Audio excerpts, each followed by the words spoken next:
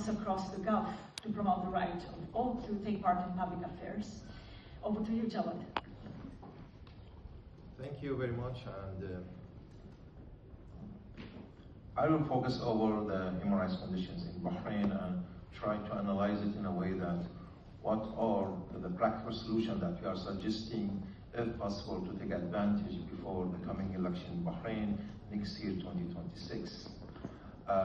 We are aware that we are in the Gulf, living in a little bit tension area where a lot of confrontations and some semi-war occurred recently between Iran and Israel, where even the Gulf states being targeted, and recently, as you know, Israel attacked Qatar.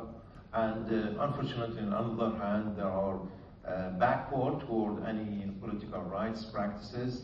We could see that in Kuwait, for example, the elected council, Majlis al-Ummah, is being dissolved. In Qatar, for example, they made an amendment to the constitution, were given the full right to the Amir to appoint entire Shura Council. In Bahrain, I will elaborate in details where political isolation has been imposed. There is no free election in Saudi Arabia. We cannot find that one in UAE, and same thing similarly in Oman. To focus over Bahrain, to maintain the permanent security and stability in the region, definitely this states to have a certain vision toward permanent security. And our suggestion on that regard is that three main elements to be adopted as a strategy within the states. First one is sustainable development goals. Any governments want to provide the services, education, healthcare, housing, meantime better life for the good income and so on. So they have to have sustainable development goals within the agenda of the government. Second one is the political reforms, continuous political reforms. I will analyze that one with regard to the Bahrain condition details. Third one, the human rights principles to be adopted as they sign the treaties and the international convention with the international communities. With regard to Bahrain, we can see a list of the grave human rights violations, starting with the prisoner of conscience. We have more than 320 prisoners of conscience in Bahrain. In total, since 2011 till now, as a total, more than 25,000 citizens have been detained. Yes, recently, so many of them have been freed, but still we have 320, including the major leaders of the opposition leaders. Still they are behind the bar. They are sentenced to life. We have human rights defenders, so many of them have been detained. Among the leaders, we have Abdul Wahab Hussein, we have Hassan Mishame, we have Sheikh Ali Salman. Among human rights defenders, we have Abdul Hadi Khawaja, we have Dr. Abdul Jalil Sankis, and others, and all of them has been sentenced to life. With regard to the death penalty, we have in the list and the death row 26 cases, which they consume all judicial processes, and if just king can approve it, and they could be sentenced. I mean, they could be hanged down, and they could be definitely be executed. Revocation of nationalities. This is strategy the government started in 2012 to revoke the nationality of citizens just because they are having an opposite view toward the government policy. I was one of them, victim of them, with still my nationality has been revoked. On the list, it reached more than 920. On April 2019, 551 has been reinstated. Still, we have 435 citizens, the nationality has been revoked. I'll give an example to see how the way is being targeted. In May 2024, like last year, an MP, elected MP, he expressed some view with regard of the prisoner of conscience and demanded their release. Right away, within a week, the king issued a decree giving the right to the government to ban the members to being a member of the council, and they targeted to this member. His name is Mohammed Husseini. Right away, they deprived his right to be member.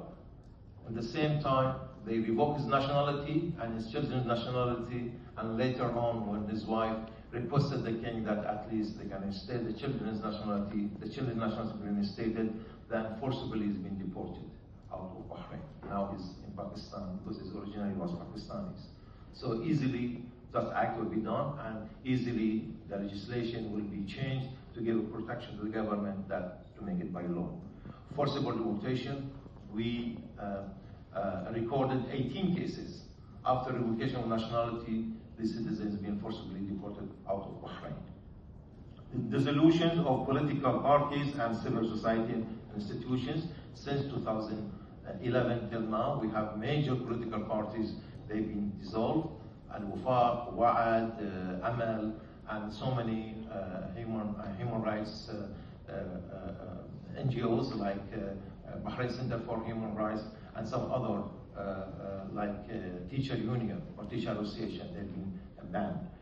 Political isolation after that, in 2018, the government extended the law of the political rights to ban all the members of the society, because I can estimate that more than 100,000 almost banned their rights of participating in any election or even for voting, not only on the political rights, even they extended to be member of any cultural clubs or any types of the sport clubs. They are banned to be board of directors of these entities. We have discrimination and equal citizenship rights. So much discrimination both on the Shias, the citizens in Bahrain. We have travel ban. Recently we issued a report detailing, and we recorded 8 cases on that regard. Ban of freedom of expression and assembly. Easily, just you are tweeting, you could be summoned and detained and be imprisoned within 6 months till 3 years. We have freedom of religious belief persecution. We recorded mainly about during this Ashura ceremony how many these preachers or activists during the ceremony has been detained and so on. Lack of judicial independence is very, very important. There is no independent judiciary. For sure, we think that there is a chance from now till coming elections in Bahrain, some types of the reform to be adopted. In that regard, we drafted a depth report, we call it, in that report to focus over the ICPPR Article 25 for International Convention on Civil and Political Rights, the right to the participation in public affairs, voting rights, and the rights of the equal access to public services. We call this report Bahrain Advancing Democracy, a hope that is achievable if the government will be so seriously to make adaptation of the political reforms before the coming election. On that report, I will end here.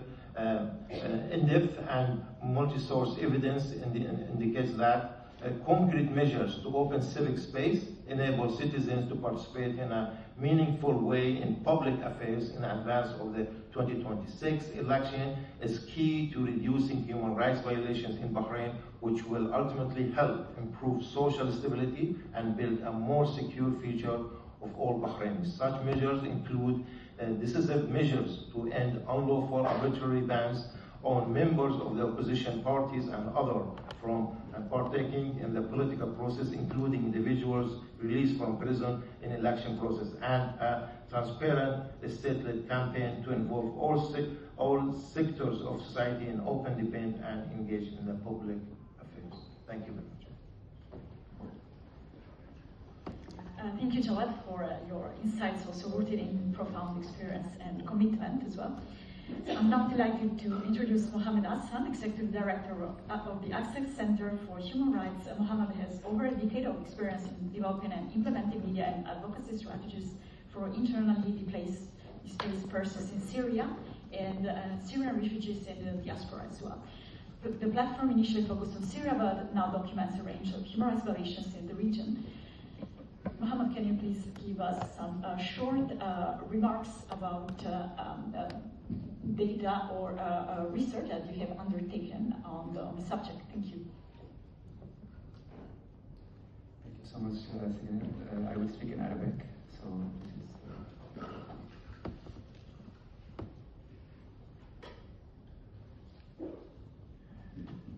okay. شكرا جزيلا لحضوركم. مداخلتي